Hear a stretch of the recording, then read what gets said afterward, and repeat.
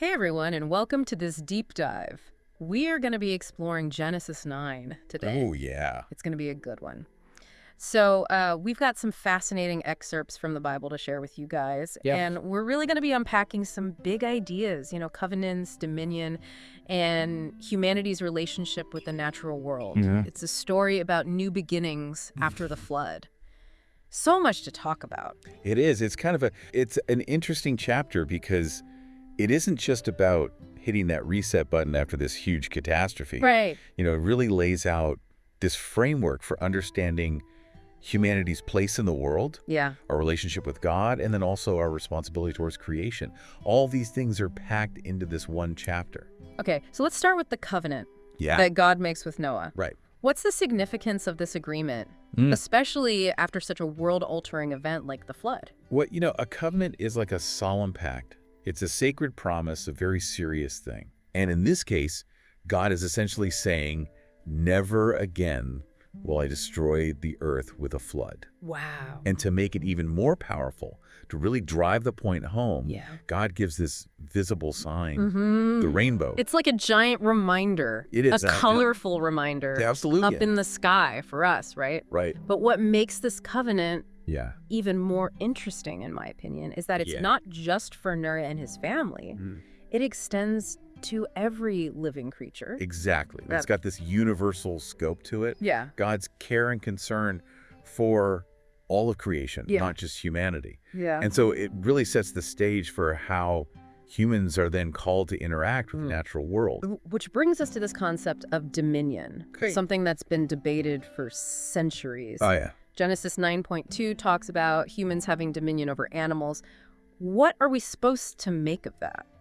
That's a great question, and it's something that theologians and scholars have wrestled with really throughout history. On one hand, you could look at dominion and say, okay, well, that's absolute rule, right? Right. That gives humans the right to kind of exploit nature however we see fit. But that seems to go against the idea of God caring for all of creation, right? Right, and that's why a lot of people look at dominion as a call to stewardship. Okay. We're given this responsibility to care for the earth and its creatures, Yeah. not to abuse them. So it's less about being a dictator and more about being a responsible gardener. I like that analogy. It's like we've been entrusted with this really beautiful garden, and we're supposed to tend to it wisely. I like that a lot. And that actually is a nice segue into the next point, because Genesis 9 also touches on this relationship between humans and animals when it comes to food. Okay. We're given permission to eat meat now, Right. which is a change from before the flood. Right. But even with that permission, there's this crucial limitation in this chapter. Absolutely. Verse 3 prohibits consuming blood. Right. So why is that? Well, this restriction really highlights the sanctity of all life, even animal life. And so it's as if God is saying, yes, you can use animals for sustenance, Right. but you have to do so with respect, recognizing the inherent value of their lives. It's like there's this sense of reverence woven into the very act of eating, even in this new era after the flood. Exactly. But while Genesis 9 outlines guidelines for our relationship with the animal world, Yeah. it also deals with this complex issue of human relationships. Okay. And specifically, the value of human life. And this brings us to one of the most powerful Yes. and consequential verses in the whole chapter, verse 6. Absolutely. Whoso sheddeth man's blood, by man shall his blood be shed. For in the image of God made he man. Whoa. This statement really lays the foundation for understanding the sacredness of human life. Wow. It's saying that every person, no matter their background, no matter who they are, Right. carries within them this image of God, this divine imprint. It's interesting because we have God establishing this covenant of mercy with Noah, promising never to destroy the world with a flood again. Right. And then we get this incredibly serious consequence for taking human life. It makes you think about the balance between justice and mercy, doesn't it? It does. And it raises so many questions about what it means to be made in God's image. Yeah. Does it imply certain responsibilities? How does it shape how we should treat one another? What stands out to you, listener? Yeah. How does this passage impact your understanding of human value? Yeah, it really is. It's a profound idea. Yeah. That inherent within each of us is this reflection of the divine. It's true. And it has had a ripple effect throughout history, Mm. shaping ethical systems and laws and how we approach human dignity. It's almost like this one verse, Genesis 9.6, Right. becomes this cornerstone for building a just and compassionate society. I like that.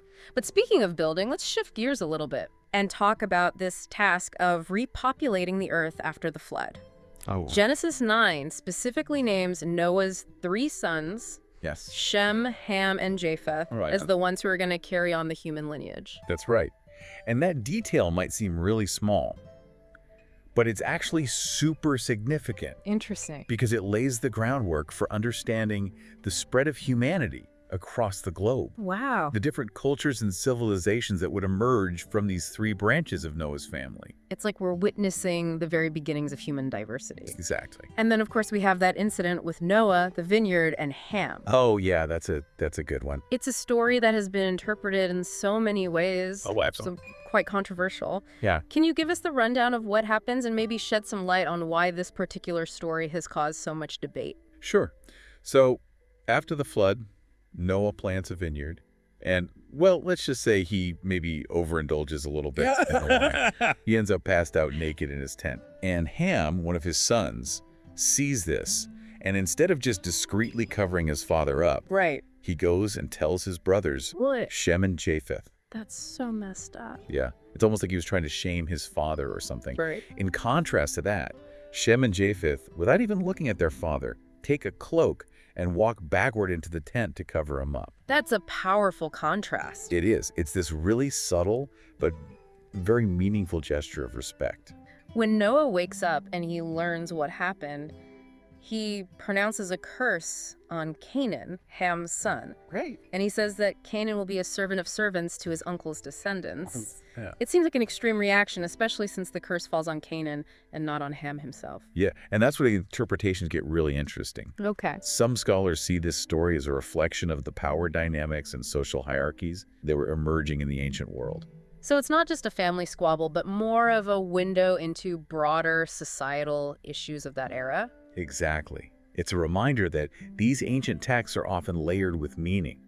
They reflect not just these individual stories, but also the cultural and historical context in which they were written. Wow. It really makes you think about how we read and interpret these stories, huh? It does.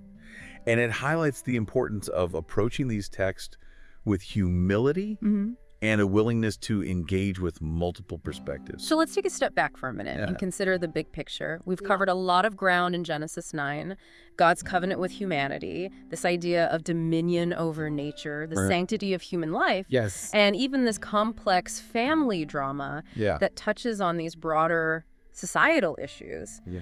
What are some of the key takeaways Sure. from this chapter, and how might they resonate with us today?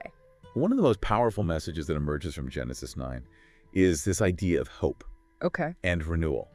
Even after such a catastrophic event like the flood, Yeah. there's this sense that God is offering humanity a second chance. But that second chance comes with these responsibilities Okay. to care for creation, Yes. to uphold justice, and to recognize the inherent value of all human life. And those are all themes that are still very relevant to this day. Absolutely. We are still grappling with issues of environmental responsibility, social justice, and the meaning of human dignity. Exactly.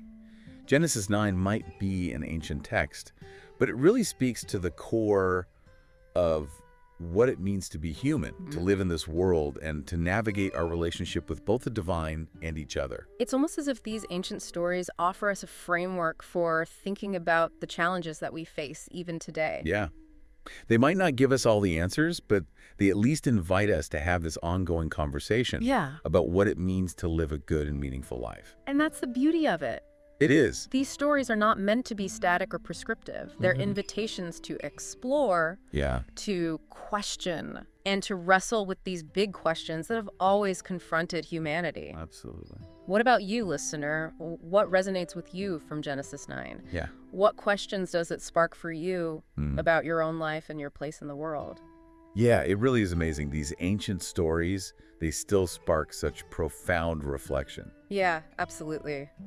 And speaking of journeys, we can't wrap up our deep dive into Genesis 9 without revisiting that story of Noah and his sons. Oh, right. It's a passage that's generated a lot of discussion and debate. Oh, for sure. And for good reason. There's just so much to unpack there, both in terms of family dynamics and broader societal implications. Yeah, you're right. The incident with Noah, Ham, and the vineyard. Mm-hmm. That's one of those stories that seems pretty simple at first glance, but it gets more and more complex the more you look at it. Okay, so for those listening who might not remember every detail of the story, can you give us a quick recap of what goes down? Sure. So we talked about this a little bit earlier, but after the flood, Noah plants a vineyard, and, well, he enjoys the wine a little too much. Yeah, we were there. He ends up intoxicated, passed out, naked in his tent. Oh, geez. And Ham, one of his sons, he comes across this scene, and instead of, just covering his father up, right, he runs off and tells his brothers, Shem and Japheth. Oh, man, what is he doing? Yeah, it seems like there's some disrespect in his actions there. Yeah. Almost like he's trying to kind of expose his dad in this really vulnerable moment. That's tough. Shem and Japheth, they do the opposite, though. Okay. They, without even looking at their father, Wow. take a cloak, walk backward into the tent, and cover him up. No, that's respect right there. It is. It's such a small thing, but it speaks volumes, right? Yeah. About their respect for their father. So Noah wakes up, learns what happened, and that's when he pronounces this curse on Canaan. Right. Ham's son. It's tense. It is a very strong statement. He declares Canaan will be a servant of servants to his uncle's descendants. Yeah, and that's where it gets kind of tricky. Why does the curse fall on Canaan and not on Ham himself? That's what I was wondering. What's going on there? Some scholars look at this and say it's really reflecting the social dynamics and the hierarchies of the time that were forming at that time in the ancient world. So it's not just a family fight. Right. It's something bigger. It is. It's a window into the broader societal issues of that era. And it reminds us, like we talked about before, these ancient texts, they have a lot of layers. Right. It's not always about the individual story. It reflects the cultural and historical context, too. Makes you wonder what Noah was thinking. Yeah. What was his intention with this curse? I know. Was he just mad? Was it a calculated move? Was he trying to teach a lesson? It's hard to say. What do you think, listener? Yeah. What strikes you about this story? Does it resonate with any of your own family experiences? Does it raise questions about how you handle relationships, the choices you make? It's a good reminder that even within families, there can be misunderstandings. Yeah, absolutely. Conflicts, actions that have those far-reaching consequences. And it really challenges us to think about how we respond to those kinds of situations. It does. Do we get angry, lash out? Right. Or do we seek understanding, forgiveness, and a path toward healing? I think Genesis 9, even with all the complexities, the nuances, the hard stuff, it really shows us the messy realities of human existence. That's true. We're given these flawed characters. Yeah, they're just like us. Yeah, exactly. Making mistakes. They're faced with these challenging situations, moral dilemmas, and they resonate across time. It's amazing how timeless these themes are. And maybe that's exactly why it still has so much power today. Yeah, I think so. It invites us to look inward, examine our own lives, our own relationships, to really grapple with these big questions about what it means to be human. Absolutely.